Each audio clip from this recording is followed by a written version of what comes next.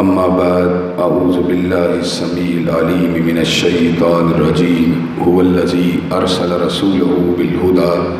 ودین الحق لیظہرہ علی الدین کلہ۔ ہر قسم کی تعریفات اللہ مالک الملک کے لیے ہیں، جنہوں نے جنات اور انسان کو فقط اپنی بندگی، اپنی پوجا اور اپنی عبادت کے لیے بنایا، اور ارشاد فرمایا وما خلقت الجن والانس الا لیعبدون، اور میں نے نہیں بنایا جنات اور انسان کو مگر اپنی پوجا عبادت کے لیے۔ حمد و ثنا کے بعد عرب ہا عرب ان گنت اور بے شمار درود و سلام ہوں اس ہستی اقدس و مقدس پر کہ جن کا نام نامی اور اسم گرامی محمد کریم صلی اللہ علیہ وآلہ آلہ وصحبہ وبارک وسلم ہے۔ اللہ رب العزت نے امام کائنات کو اہل کائنات کی ہدایت اور ان کی رہنمائی کے لیے مبعوث فرمایا، اور آپ کی ذات بابرکات کے ذریعے اہل کائنات کی ہدایت اور ان کی رہنمائی کا خوب بندوبست فرمایا۔ اللہ رب العزت نے امام الہدیٰ علیہ الصلاۃ والتسلیم کی سیرت طیبہ میں طرح طرح کی خصوصیات کو ودیعت فرما دیا تھا، اور گوناگون قسم کی صفات کو آپ کی ذات اقدس و مقدس کا حصہ بنا دیا تھا، اور ان تمام باتوں سے بڑھ کر یہ کہ عرض کے رب نے آپ کے اوپر اپنی آخری کتاب حمید کا نزول فرما دیا، اور یہ کتاب حمید رہتی دنیا تک کے لیے ایک زندہ معجزے کی حیثیت رکھتی ہے۔ اس کا اعجاز مسلم ہے، اور اس کے معجزہ ہونے میں رتی کے برابر بھی شک و شبے کی کوئی گنجائش موجود نہیں۔ اس کے الفاظ معجزہ، اس کے حروف معجزہ، اس کے اثرات معجزہ، اس کا پیغام معجزہ، اور جو کتاب اللہ کے اندر باتیں اللہ نے بتلا دی ہیں، سونے کا پانی ان کو لکھا جائے اس سے تو پھر بھی کتاب اللہ کی قدر و قیمت کا مقابلہ نہیں ہو سکتا۔ ایک ایک آیت کو اگر ہیرے جواہرات کے ساتھ تولا جائے تو سچی بات یہ ہے ہیرے اور جواہرات بھی آیت اللہ کے مقابلے کے اوپر کسی قسم کی کوئی حیثیت اور حقیقت نہیں رکھتے۔ روح زمین کے اوپر جتنی بھی کتابیں اللہ کے فضل و کرم سے مجھے پڑھنے کا موقع ملا، جن کی تعداد سینکڑوں سے متجاوز ہے، میں نے کسی کتاب کو اپنی خوشبو کے لحاظ سے، اپنے رنگ کے لحاظ سے اور اپنے اثرات کے لحاظ سے کتاب اللہ کے برابر تو بڑی دور کی بات ہے، قریب تر بھی نہیں پایا۔ حضرات گرامی قدر، ہر حکیم و دانا، ہر تجربہ کار آدمی اپنے تجربے کی روشنی میں، اپنے علم کی روشنی میں، اپنے استدلال کی روشنی میں، اپنے مشاہدے کی روشنی میں کتاب کو لکھتا ہے، پیغام کو لوگوں کے سامنے رکھتا ہے، لیکن چونکہ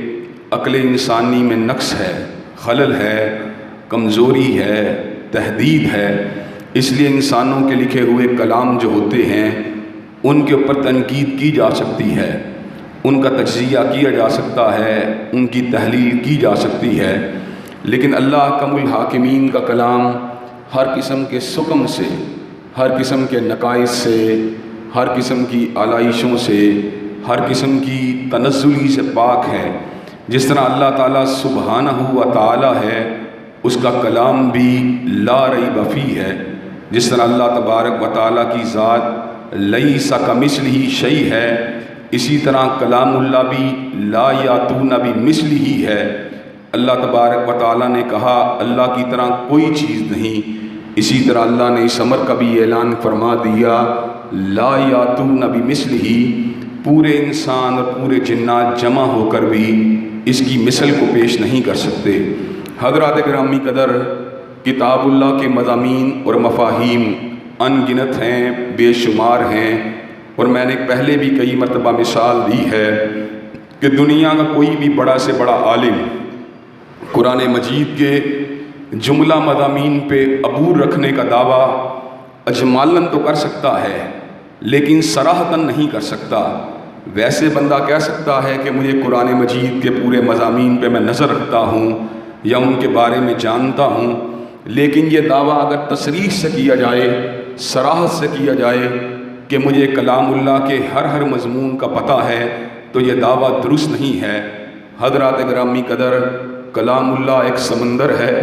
اور ایک عالم یا طالب علم کی مثال اس غوطہ خور جیسی ہے جو اس سمندر کے اندر سے چند سیپیوں کو لے کے آتا ہے۔ حضرات گرامی قدر، اللہ نے اس بحر بے کراں میں اتنے خزانے رکھے ہیں کہ ساری کی ساری زندگی کوئی عالم ان کو چنتا بھی رہے تو اللہ تبارک و تعالیٰ کی طرف سے بکھرے ہوئے موتیوں میں سے چند موتی سمیٹنے میں کامیاب ہو سکتا ہے۔ عمر کم ہے، توانائیاں کم ہیں، ذہن کم ہے، اللہ محدود ہے۔ اللہ تبارک و تعالیٰ اپنے مقام، مرتبے، منصب کے لحاظ سے بے مثال ہے، لازوال ہے، باکمال ہے۔ حضرات گرامی قدر، چنانچہ اللہ تبارک و تعالیٰ کی ذات کا احاطہ کرنا جس طرح ناممکن ہے، اسی طرح اس کے کلام کا پورا ماہر ہونے کا دعویٰ کرنا بھی انتہائی محال ہے۔ اور حضرات گرامی قدر، میں نے پہلے بھی یہ بات آپ حضرات کے سامنے مختلف پیرائی میں رکھی ہے اور آج پھر رکھ دینا چاہتا ہوں کہ اللہ تبارک و تعالیٰ کی ذات کی تعریف اور توصیف کا کوئی بھی پیرایا کلام حمید کا مقابلہ نہیں کر سکتا۔ کلام حمید اللہ تبارک و تعالیٰ کی ذات کا صحیح معنوں میں حق ادا کرتا ہے اور اس کی صفات کو پوری طرح شرح و بسط کے ساتھ بیان کرتا ہے، لیکن اس کے باوجود یہ دعویٰ میں کئی مرتبہ کر چکا ہوں کہ کلام حمید کی آیات کو سننے کے بعد اور پڑھنے کے بعد جو معانی اپنے علم کے لحاظ سے، اپنے تجربے کے لحاظ سے ہم لوگوں کے ذہنوں میں ابھرتے ہیں، حضرات گرامی قدر، اللہ تعالیٰ کی ذات ان سے بھی بلند و بالا ہے، ان سے بھی بہت اوپر ہے۔ ہمارا علم محدود ہے، ہماری سوچ جو ہے اس کی تحدید ہے۔ اللہ تبارک و تعالیٰ مدرک بصر نہیں، آنکھیں ان کو پا نہیں سکتی، وَهُوَ يُدْرِكُ الْأَبْصَارَ، اور وہ آنکھوں کو پاتے ہیں۔ حضرات گرامی قدر، اس کے کلام حمید کا ایک مضمون جسے میں آپ حضرات کے سامنے آج گوش گزار کرنا چاہتا ہوں، اور انشاءاللہ آپ سے اب میری ملاقات انتخابی عمل کے مکمل ہونے کے بعد ہوگی۔ اس اعتبار سے آج یہ مرکز کے اندر انتخابات سے قبل میرا آخری جمعہ ہے، جس کے اندر میں اپنے درد دل کو اور اپنے مشاہدے کو، اپنے تجربے کو، اپنے مطالعے کو آپ حضرات کے سامنے رکھنا چاہتا ہوں، اور آپ حضرات سے اور اپنے آپ سے اپنے آپ کو اس بات کے لیے آمادہ و تیار کرنا چاہتا ہوں کہ اللہ تبارک و تعالیٰ نے جو فہم، جو شعور، جو بصیرت کتاب اللہ کے اندر روشنی کی شکل میں نازل کی ہے، اللہ تبارک و تعالیٰ ہم سب کو اس کا صحیح معنوں میں خوشہ چی بنا دے۔ حضرات گرامی قدر، خوشہ چی بھی بنا دے اور اس کے اوپر عمل کرنے والا بھی بنا دے۔ حضرات گرامی قدر، یہ دنیا رنگ و بو کی دنیا ہے، اس کو بنانے والا تنہا مالک کائنات ہے، تنہا خالق کائنات ہے۔ زمین کے کسی بھی کنارے پہ روشنی کی اگر کوئی کرن ہے تو میرے رب کے حکم سے ہے، اور دنیا کے کسی کنارے کے اوپر کوئی رنگ ہے تو میرے رب کے حکم سے ہے، اور دنیا کے کسی کنارے میں اندھیرا ہے تو اللہ احکم الحاکمین کے حکم سے ہے، اور دنیا کے کسی مقام کے اوپر بے رنگی ہے تو وہ بھی پروردگار عالم کے حکم سے ہے۔ مٹھاس کو پیدا کرنے والا بھی علی کل شیء قدیر ہے، اور زہر کو پیدا کرنے والا بھی فعال لما یرید ہے۔ بیماریوں کو پیدا کرنے والا بھی علی کل شیء قدیر ہے، اور شفا کو نازل فرمانے والا بھی شافی ہے۔ مسائل اور دکھوں کو انسانوں کے عمل کی وجہ سے ان کے سامنے لانے والا بھی علی کل شیء قدیر ہے، اور ان کو ہٹانے والا بھی فعال لما یرید ہے۔ حضرات گرامی قدر، کائنات کے چپے چپے پہ، کائنات کے ذرے ذرے پہ تصرف فرمانے والا وحدہ لا شریک ہے، اور کئی مرتبہ میں اس کی قدرت کاملہ کے اوپر غور کرتا ہوں تو میرے اوپر اپنی حیثیت کے لحاظ سے اور اپنی کم تری کے لحاظ سے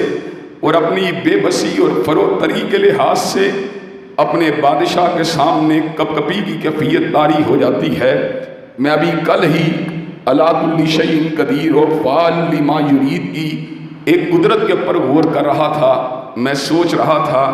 دنیا کے اندر 7 ارب انسان ہیں، وہ 7 ارب انسان ہر وقت سانس کو لے رہے ہیں، ان کے سانس کبھی باہر ہوتے ہیں کبھی اندر ہوتے ہیں، اور ہر بندے کا سانس یکجا نہیں چلتا، یکساں نہیں چلتا، کسی کا سانس باہر کی طرف ہوتا ہے اور کسی کا سانس اندر کی طرف ہوتا ہے۔ وہ کون ہے جو کائنات میں سانس کی آمد و رفت کو برقرار رکھے ہوئے ہے؟ وہ یقیناً وحدہ لا شریک ہے، وہ یقیناً علی کل شیء قدیر ہے، وہ یقیناً سریع الحساب ہے، وہ یقیناً شدید العقاب ہے، وہ یقیناً ذوالجلال والاکرام ہے، وہ یقیناً مالک الملک ہے، جو پوری کائنات میں سانسوں کے ردم کو برقرار رکھے ہوئے ہے۔ اگر پوری کائنات کے اندر سانسوں کا ردم ایک سیکنڈ کے لیے بھی خراب ہو جائے تو آپ کے سامنے انسان زندہ چلتا پھرتا نظر نہ آئے، لیکن سانس کی اس آمد و رفت کو بحال رکھنے والا میرا مالک ہے، میرا خالق ہے، جس نے مجھے بنایا ہے، جس نے ہمارے سینوں کے اندر سانس کی آمد و رفت کو باقی رکھا ہے۔ حضرات گرامی قدر، مخلوق کے معاملات سے اس کی خبر گیری کا عالم یہ ہے کہ 70 سال، 60 سال، 50 سال تک زندہ رہنے والا انسان، اس کا دل جب دھڑکتا ہے تو اللہ احکم الحاکمین کے حکم سے دھڑکتا ہے۔ دل کی دھڑکن جب نیچے کی طرف آتی ہے پھر باہر کی طرف جاتی ہے، یعنی دل کے اندر سکڑنے کا عمل بھی ہے اور پھیلاؤ کا عمل بھی ہے۔ دل کے مختلف چیمبرز ہیں جو مالک کائنات نے بنائے ہیں، ان چیمبروں کی موومنٹ کے اندر ابھرنا بھی ہے اور دبنا بھی ہے۔ حضرات گرامی قدر، اگر آپ کے چیمبر صحیح معنوں میں سکڑ رہے ہیں اور صحیح معنوں میں کھل رہے ہیں تو آپ صحت مند ہیں، اور اگر آپ کا کوئی چیمبر سکڑنے کی حالت میں ایک لمحے کے لیے سکڑا رہ جائے تو ردمیا کی ایک کیفیت پیدا ہو جاتی ہے، جس کیفیت کی وجہ سے انسان تڑپنا شروع کر دیتا ہے، جس کیفیت کی وجہ سے انسان مضطرب ہو جاتا ہے۔ وہ کون ہے جو کائنات کے قلوب کو چلا رہا ہے؟ وہ کون ہے جو دلوں کو دھڑکا رہا ہے؟ وہ کون ہے جو دلوں کو سکیڑ رہا ہے؟ وہ کون ہے جو دلوں کو پھیلا رہا ہے؟ یقیناً وہ علی کل شیء قدیر ہے، یقیناً وہ فعال لما یرید ہے، یقیناً وہ قابل التوب ہے، یقیناً وہ غافر الذنب ہے، یقیناً وہ غالب علی امرہ ہے، یقیناً وہ مدبر الامور ہے۔ حضرات گرامی قدر، اللہ احکم الحاکمین، نظام ہستی کو بنانے والے، کائنات کو چلانے والے، سورج کو بنانے والے، ستاروں کو بنانے والے، چاند کو بنانے والے اور روشنی کی لہروں کو رواں فرمانے والے، حضرات گرامی قدر ایک ایک سیکنڈ کے اندر لاکھوں کی کلومیٹر کی رفتار سے روشنی کی لہریں کائنات کے ایک کنارے سے دوسرے کنارے پہ سفر کر رہی ہیں۔ حضرات گرامی قدر اتنی تیز رفتاری سے روشنی کی لہروں کو پوری کائنات کے اندر تحلیل فرمانے والے، پوری کائنات میں تحریک دینے والے فقط علی کل شیء قدیر ہیں۔ حضرات گرامی قدر بلیک ہول کو پیدا فرمانے والے علی کل شیء قدیر ہیں، گہرے سمندروں کو پیدا فرمانے والے فعال لما یرید ہیں، سمندری مخلوق کو پیدا کرنے والے علی کل شیء قدیر ہیں، پتھروں کو پیدا فرمانے والے علی کل شیء قدیر ہیں، لوہے کو نازل فرمانے والے علی کل شیء قدیر ہیں۔ حضرات گرامی قدر کلمہ کن کے ساتھ نظام ہستی کو چلانے والے علی کل شیء قدیر ہیں، خوبصورت مناظر کو بنانے والے علی کل شیء قدیر ہیں، اجڑی بستیوں کو بنانے والے علی کل شیء قدیر ہیں، امن و سکون کو دینے والے علی کل شیء قدیر ہیں، رزق کو فراہم فرمانے والے علی کل شیء قدیر ہیں، دماغ کے توازن کو برقرار رکھنے والے علی کل شیء قدیر ہیں، گردوں کے اندر سے فلٹریشن کا نظام جاری فرمانے والے علی کل شیء قدیر ہیں، جگر کے اندر طاقت کو عطا فرمانے والے علی کل شیء قدیر ہیں، ہاتھ کو پکڑنے کی طاقت دینے والے علی کل شیء قدیر ہیں، قدموں میں جنبش پیدا فرمانے والے علی کل شیء قدیر ہیں، پلکوں کو جھپکانے والے علی کل شیء قدیر ہیں، آنکھوں میں بصارت کو پیدا کرنے والے علی کل شیء قدیر ہیں، کانوں میں سماعت کو پیدا فرمانے والے علی کل شیء قدیر ہیں۔ حضرات گرامی قدر پوری کی پوری کائنات میں زمین و آسمان کے نظام کو سنبھالنے والے فقط حی و قیوم ہیں، حضرات گرامی قدر پوری کائنات میں ارب ہا ارب ستاروں اور سیاروں کے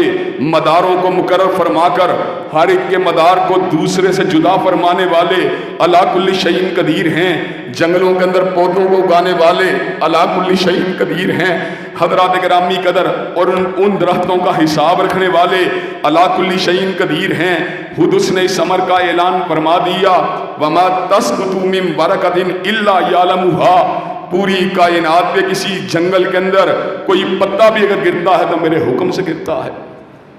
حضرات گرامی قدر اللہ تبارک و تعالی وہ جمیع کائنات کے خالق و مالک ہیں اور پوری کائنات کا منظم ترین نظام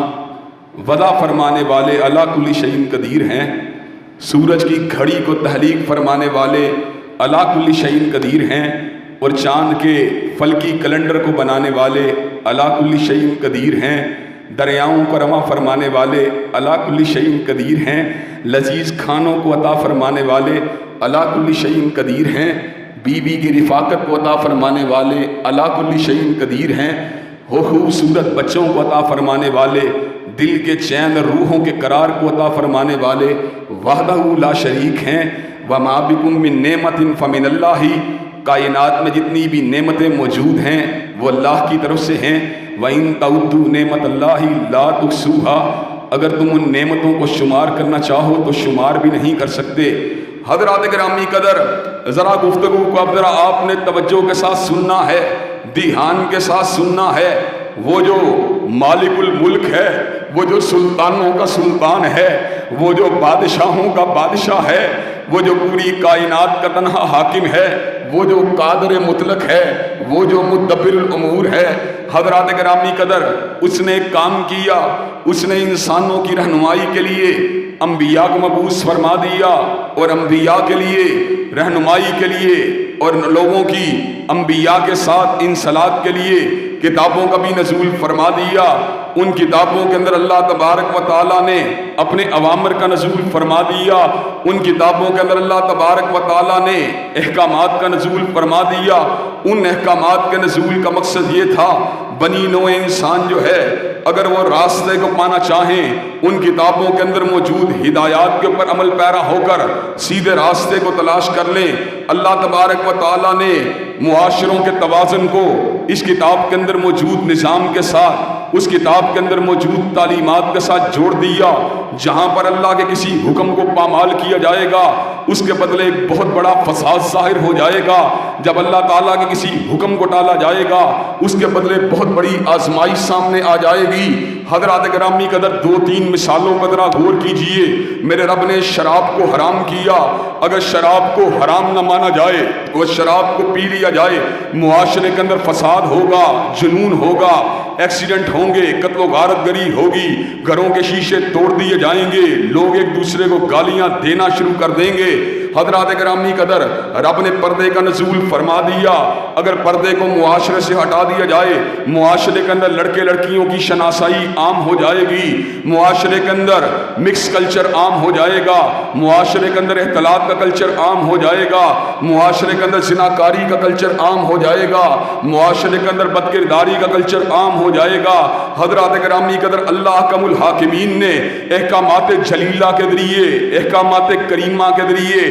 احکامات قطعیہ کے ذریعے، احکامات عظمیٰ کے ذریعے کائنات کے لوگوں کو ایسا نظام عطا فرما دیا جو ان کو توازن کے اندر رکھنے والا، جو ان کو بہیمیت سے دور کرنے والا، جو ان کو حیوانیت سے دور کرنے والا، جو ان کو جنگلی درندہ بننے کی بجائے ملکوتی سمت کے اندر ان کو راستہ دکھلانے والا، انسان کے اندر دو قوتوں کو پیدا فرما دیا۔ وَنَفْسٍ وَمَا سَوَّاهَا فَأَلْهَمَهَا فُجُورَهَا وَتَقْوَاهَا قَدْ أَفْلَحَ مَنْ زَكَّاهَا وَقَدْ خَابَ مَنْ دَسَّاهَا۔ نفس انسانی کے اندر اللہ نے نیکی کی حص کو بھی ودیت فرما دیا، برائی کی حص کو بھی ودیت فرما دیا۔ شیطان لعین دشمن انسان بن کر معاشرے کے اندر اپنے کارنامے، اپنے سیاہ کارناموں کو انجام دینا شروع ہو گیا۔ اللہ حکم الحاکمین نے بنی نوع انسان کو پہلے ہی بتلا دیا انہ لکم عدو مبین، وہ تمہارا کھلا دشمن ہے، اور ساتھ ہی اس بات کا بھی ذکر فرما دیا ادخلوا فی السلم کافہ، ولا تتبعوا خطوات الشیطان، پورے کے پورے دین میں داخل ہو جانا، شیطان لعین کے قدموں کی پیروی نہ کرنا شروع کر دینا۔ اگر تم نے شیطان لعین کے قدموں کی پیروی کرنا شروع کر دی، اس بات کو سمجھ جانا انہ لکم عدو مبین، وہ تمہارا بہت بڑا دشمن ہے۔ دشمن کا کام کیا ہوتا ہے؟ دشمن انسان کو کاٹ کاٹ کے پرے پھینکتا ہے، دشمن انسان کو مالی اعتبار سے بھی کنگال کرتا ہے، دشمن انسان کو عزت کے اعتبار سے بھی برباد کرتا ہے، دشمن انسان کا کونڈا کباڑا بھی کرنے کی کوشش کرتا ہے۔ حضرات ذرا غور کیجئے، جب آپ نے فضول خرچی کے راستے کو اختیار کیا آپ مالی طور پہ کلاش ہو گئے، جب آپ نے فحاشی کے راستے کو اختیار کیا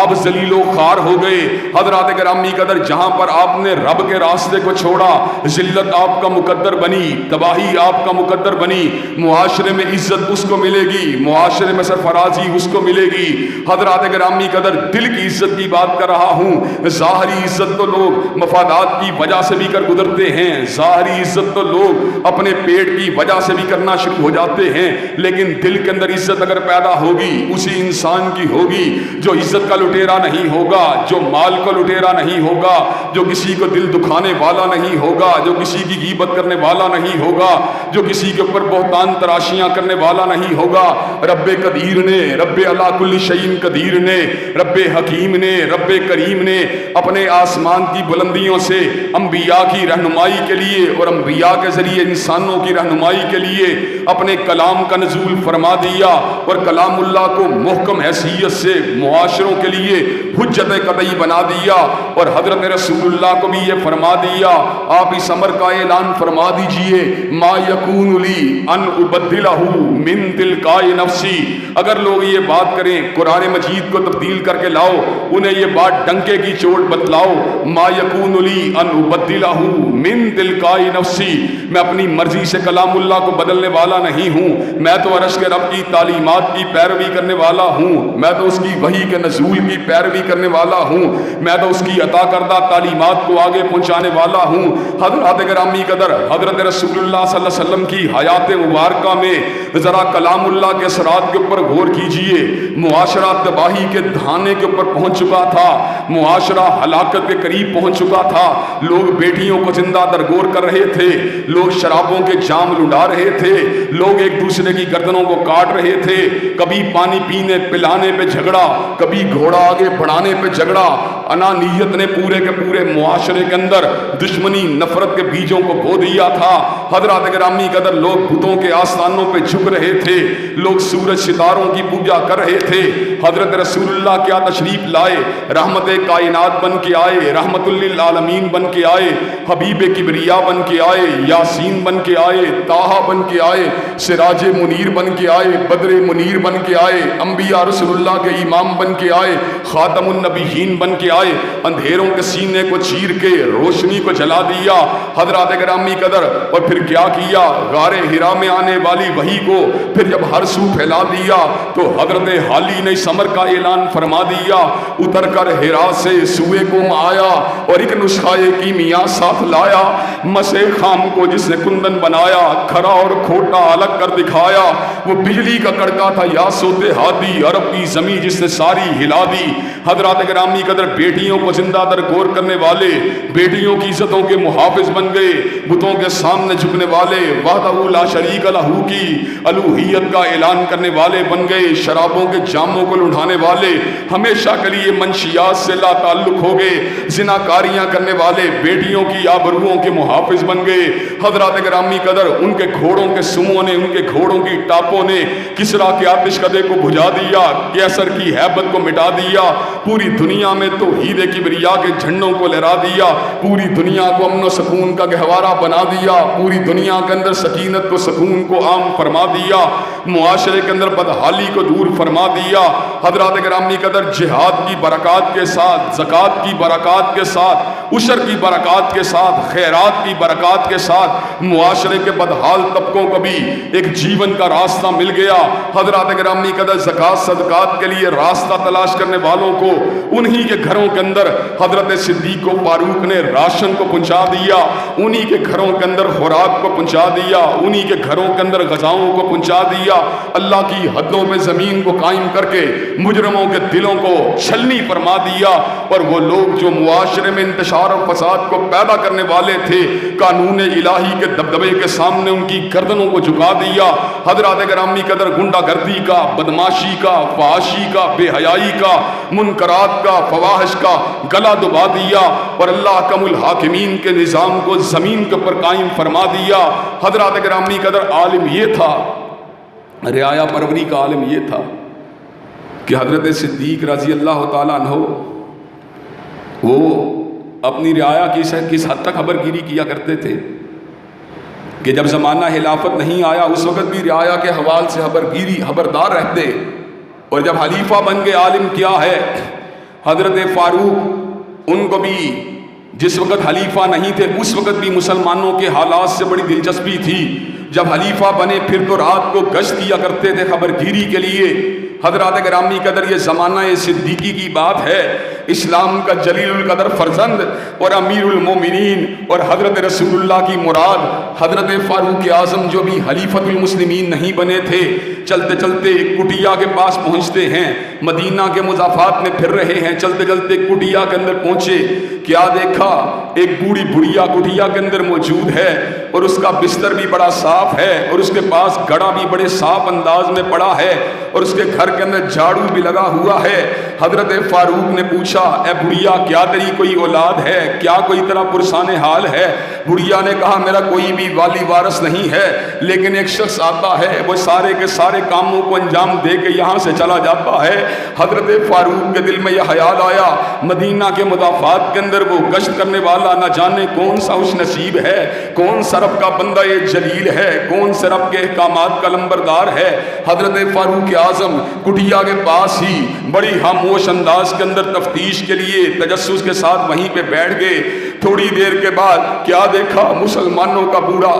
امیر المومنین یار غار رسول اللہ حضرت صدیق اکبر کٹیا میں تشریف لائے، اس کے اندر بستر کو بچھایا، پانی کا اہتمام کیا، گڑیا کی خبر گیری کی، باہر نکل گئے۔ حضرت فاروق نے کہا ابو قحافہ کے بیٹے ابو بکر تم ہی یہ کام کرنے والے ہو سکتے تھے، تم ہی کے اندر رعایا کی محبت، رعایا کا دکھ درد اس حد تک ہو سکتا تھا۔ حضرت گرامی قدر حضرت امیر المومنین حضرت فاروق اعظم نے حضرت رسول اللہ پہ نازل ہونے والے احکامات کو مد نظر رکھتے ہوئے کیسے سیٹ اپ کو قائم فرما دیا۔ گشت کے دوران، پھرنے کے دوران ایک عورت جو تھی وہ درد زہ کا شکار تھی، زچگی کی درد میں مبتلا تھی، پردیسی تھی، اس کے ساتھ اس کا شوہر تھا جو پریشان حال تھا۔ حضرت فاروق اعظم نے کہا ذرا ٹھہرنا، میں تمہارے لیے کوئی نہ کوئی بندوبست کرتا ہوں۔ اپنے گھر میں گئے، زوجہ کو آواز دی ذرا باہر تو تشریف لانا، ایک مسلمان بھائی کی بیوی کی خبر گیری کو کرنا ہے۔ بیوی نے اسی وقت رخت سفر باندھا،